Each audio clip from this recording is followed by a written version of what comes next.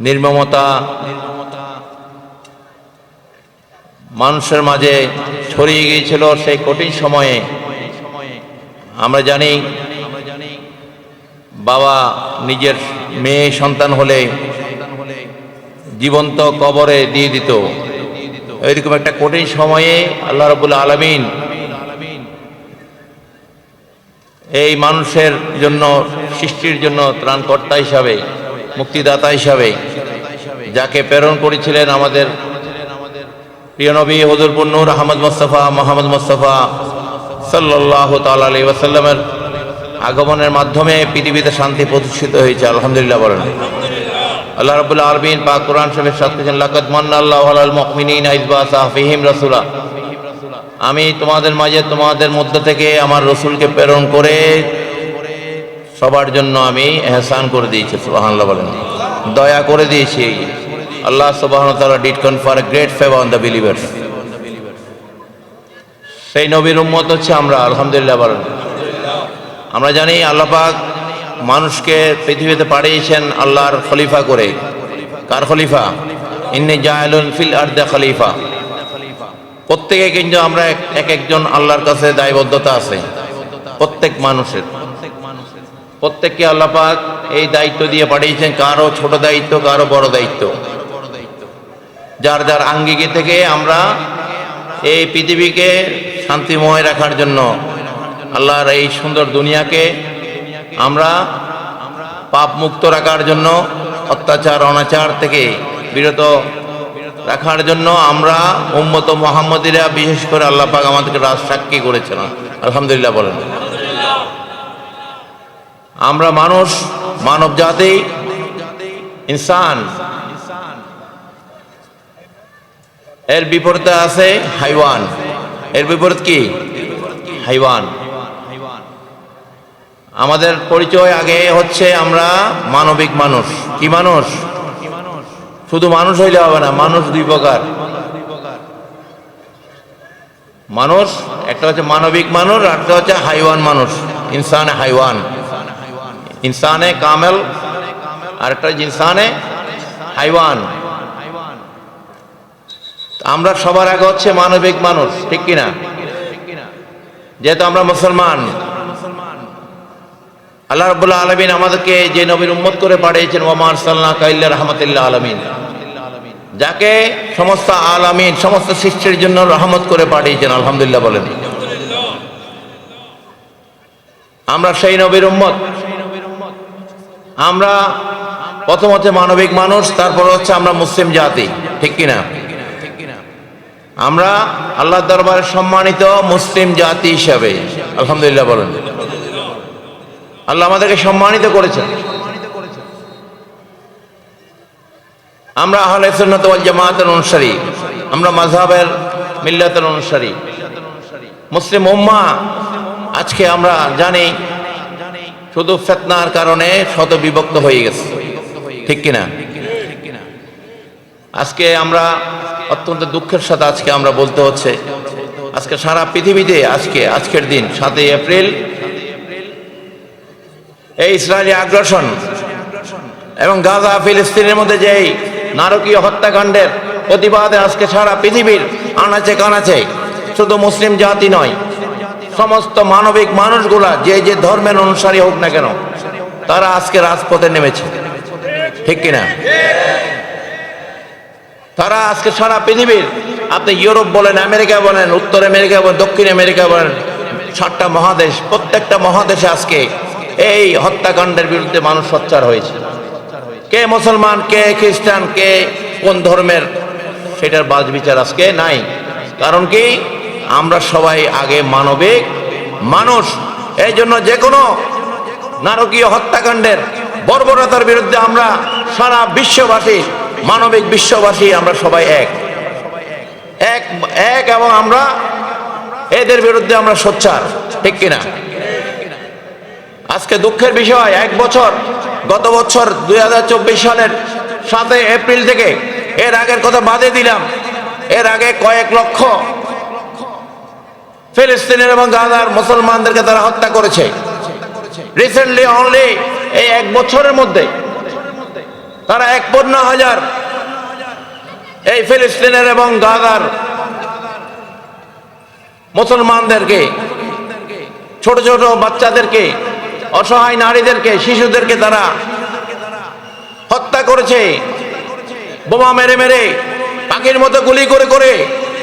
তারা যে অমানবিক হত্যাকাণ্ডে তারা তাদের হাতকে রঞ্জিত করেছে। এর সাথে আমরা দেখেছি আমেরিকার মতো শক্তিশালী রাষ্ট্রগুলা, ন্যাটোর শক্তিশালী রাষ্ট্রগুলা, এবং যাদেরকে আমরা সবচেয়ে বেশি মূল্যায়ন করি সেই জাতিসংঘের মহাসচিব কিছুদিন আগে আমাদের দেশে এসে মানবতা দেখাই গিয়েছে রোহিঙ্গাদের জন্য। আসলে এই জাতিসংঘ এটা হচ্ছে মুসলিম নিধন সংঘ, এটাকে জাতিসংঘ বলা যাবে না। ফিলিস্তিনের ব্যাপারে তারা নিশ্চুপ।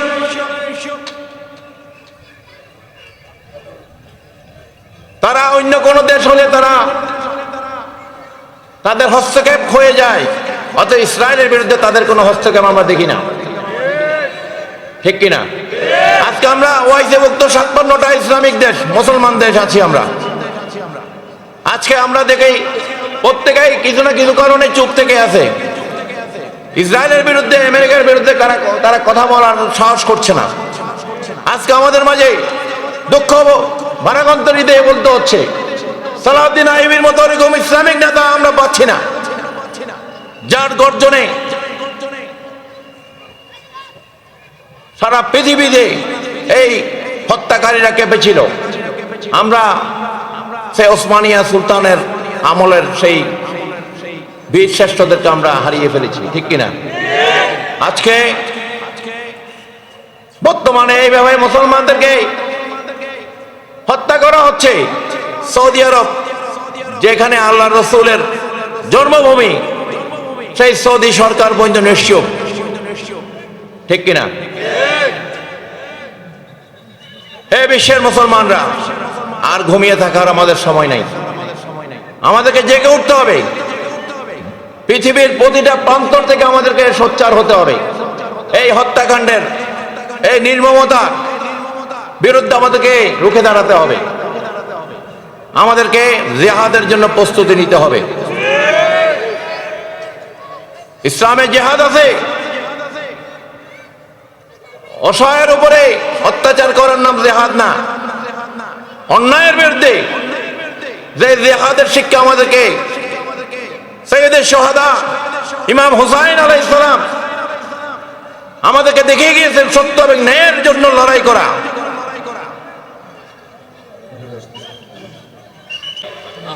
বর্তমান বিশ্বে, এই অশান্ত বিশ্বে, আজকে গাজার জমিনে লক্ষ লক্ষ টন বোমা ফেলা হচ্ছে।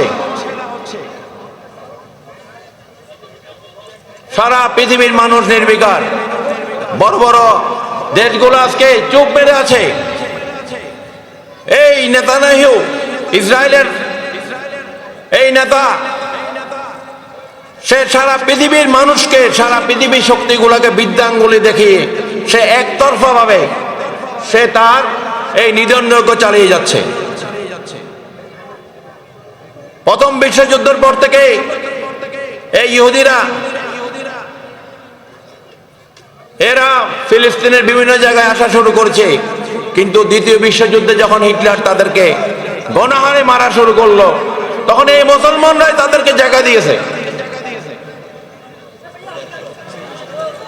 তাদেরকে থাকার জন্য মানবিক আশ্রয় দিয়েছে। আজকে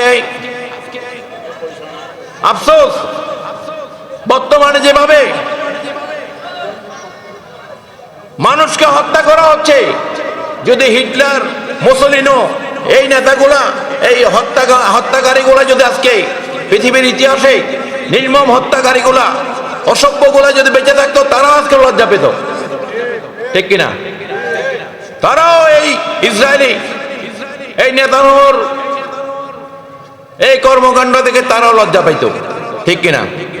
কিন্তু আফসোস, জাতিসংঘ সহ বিশ্বের দেশগুলা, ন্যাটোর দেশগুলা এবং 56টা মুসলমান দেশ, আমাদের এই দেশগুলার যারা রাষ্ট্রপতি, প্রধানমন্ত্রী, রাজা বাদশারা আছে, তাদের কারো অন্তরের মধ্যে এই বিষয়ে কোনো রক্তকরণ হয় না, ঠিক কিনা?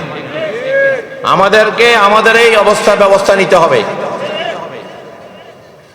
আপনারা যারা হুসাইনি সৈনিক আছেন, আপনারা জিহাদের জন্য প্রস্তুতি নিয়ে নেন, জিহাদের জন্য প্রস্তুতি নিয়েছেন। যখনই টাকা আসবে এই সমস্ত ইহুদি নাসারাদের বিরুদ্ধে আমাদেরকে লড়াই নামতে হবে ইনশাআল্লাহ। আমরা এই ইহুদিবাদী যত কোম্পানি আছে বাংলাদেশে, আমেরিকার কোম্পানিগুলোর পণ্য আমরা বর্জন করব, ঠিক আছে?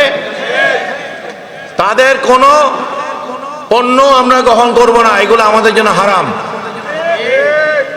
এই টাকা দিয়ে, আমাদের টাকা দিয়ে আমাদেরকে মারা হচ্ছে, আমরা টাকা দিচ্ছি, সেই টাকা দিয়ে তারা আমাদের উপর গুলি করছে, সেই টাকা দিয়ে তারা আমাদের উপর বোমা বর্ষণ করছে। এটার জন্য আমাদেরকে আল্লাহর দরবারে জবাবদিহি করতে হবে, আল্লাহ রসুলের দরবারে জবাবদিহি করতে হবে। আজকে সময় এসেছে 56টা ওয়াইসিভুক্ত দেশ একসাথে ইসলামিক আর্মি গঠন করা।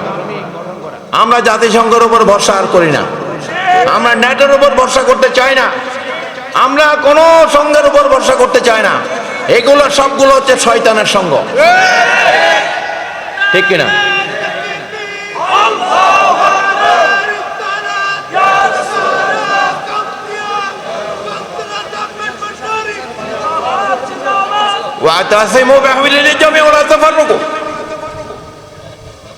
আল্লাহ রাব্বুল আলামিন আমাদেরকে আল্লাহর রজ্জুকে একসাথে ধারণ করার জন্য বারবার নির্দেশনা দিয়েছে, ঠিক কিনা?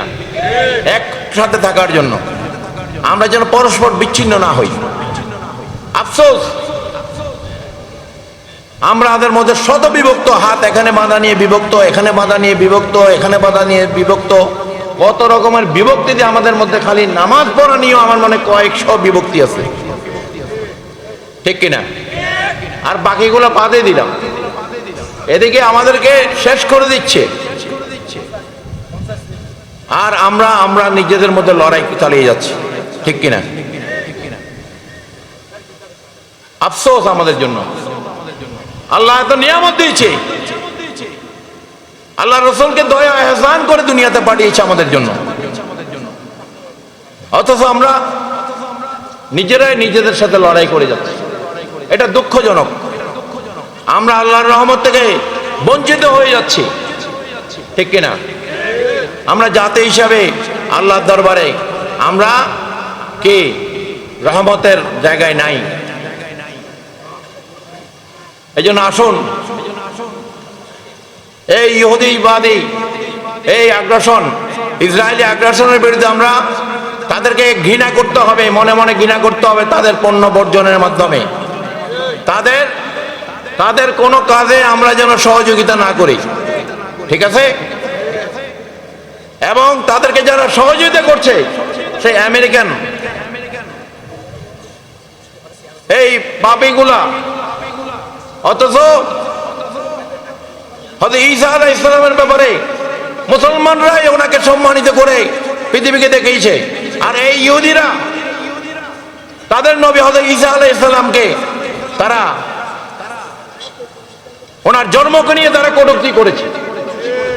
কোরআনে একমাত্র ধর্মগ্রন্থ যেখানে ঈসা আলাইহিস সালামকে সম্মানের জায়গায় দিয়েছে, মুসলমানরা ওনাকে সম্মান করে, ঠিক কিনা? অথচ আজকে মুসলমান নিধনের জন্য তারা ইহুদিদেরকে সাপোর্ট করছে, অত্যন্ত দুঃখজনক। হাদিস শরীফ আছে, কোরআনে আছে, কিয়ামত আসার লক্ষণ হবে এই ইহুদিরা মুসলমানদেরকে মারবে এবং মুসলমানদেরকে জেগে উঠতে হবে। আমরা যদি ঘুমিয়ে থাকি তাহলে হযরত মাহদী আলাইহিস সালামের আগমন আমরা বুঝতে পারবো না, ওনার আগমনের বিষয়টা, ঠিক কিনা? আমরা যদি ঘুমিয়ে থাকি আমরা বুঝতে পারবো না। সমস্ত মানুষ সেই দাজ্জালের অনুসারী হয়ে যাবে, ঠিক কিনা? এগুলা আল্লাহ রাব্বুল আলামিন আমাদেরকে পরীক্ষা দিচ্ছে। এই জন্য আমরা দেখি বাংলাদেশেরও অনেক বড় বড় নেতা কথা বলছে যে এটা ফিলিস্তিনের অভ্যন্তরীণ বিষয়, এগুলো নিয়ে আমাদের নাক গলানোর কোনো দরকার নেই। নাউযুবিল্লাহ বলেন। এরা ফিলিস্তিনের ইতিহাস জানে না, এরা ইসলামের ইতিহাস জানে না, এরা মুসলমানদের ইতিহাস জানে না। ফিলিস্তিনের এই বিষয় হত্যাকাণ্ড এটা কোনো অভ্যন্তরীণ বিষয় নয়। এই মসজিদুল আকসার ইতিহাস তারা জানে না, এই জন্য এটা তাদের কাছে অভ্যন্তরীণ বিষয় মনে হয়, ঠিক কিনা? এরা এই বিশ্ব মোড়লদের বিরাগ বচন হতে চায় না। বিশ্ব মোড়লরা এই ইহুদি নাসারাদের টাকায় তারা চলে, ঠিক কিনা? এই কারণে তারা এই মুসলিমদের হত্যাকাণ্ডের বিচার তারা চায় না, তারা এর বিরুদ্ধে কথা বলতে রাজি নাই।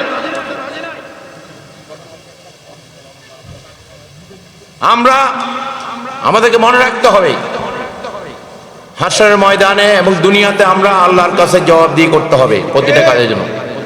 এই মুসলমানদের হত্যাকাণ্ডের জন্য আমরা প্রতিবাদ যদি না করি, যতই নামাজ পড়েন, যতই আমল থাকুক, কোনো লাভ হবে না। এক মুসলমান আরেক মুসলমানের জন্য আয়না, এক মুমিন আরেক মুমিনের জন্য আয়না। আল্লাহ রাসূল বলে যে সেই মুসলমান না যার জবান এবং হাত থেকে আরেকজন মুসলমান নিরাপদ না। এই মুনাফিকদের কারণে ইহুদি নাসারারা সুযোগ পাচ্ছে এই মুসলিম নিধনের জন্য, ঠিক কিনা? এই মুনাফিকদেরকে চিহ্নিত করতে হবে। এরা নামে মুসলমান, ওরা কার্যত মুনাফিক, ওরা বেঈমান।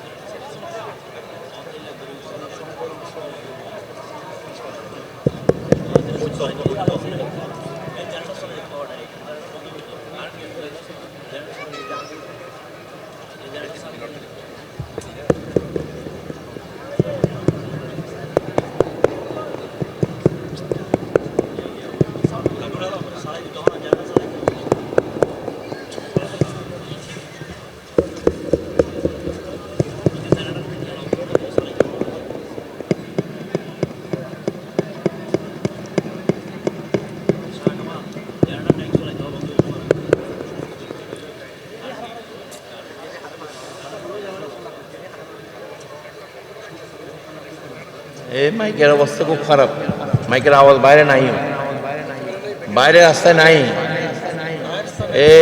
মাইক কোম্পানিকে যারা দিছ এরা জিন্দিগিতে মাইক কোম্পানি দিবে না, এটা একেবারে খারাপ। রাস্তায় কোনো মাইকের আওয়াজে নেই, আমি আসতেছি কোনো আওয়াজে নেই, এই কোনা তো আওয়াজ নেই।